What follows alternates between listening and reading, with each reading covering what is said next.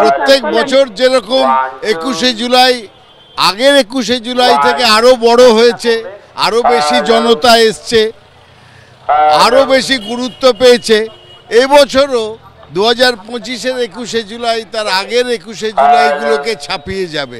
জনতা সমাবেশ অনেক বড় হবে। ভারতবর্ষের রাজনীতির ক্ষেত্রে এবং পশ্চিমবঙ্গের বিধানসভার নির্বাচনকে সামনে রেখে 2025-এর 21শে জুলাই খুবই গুরুত্বপূর্ণ, খুবই প্রাসঙ্গিক।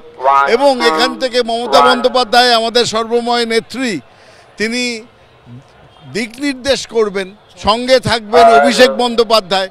সুতরাং পার্টি বলতে পারেন আসছে কাল দুপুর 2টোর মধ্যে ইলেকশন 2026-এর ইলেকশনের দিন, মানে দিক খুলে যাবে, প্রস্তুতি শুরু হয়ে যাবে।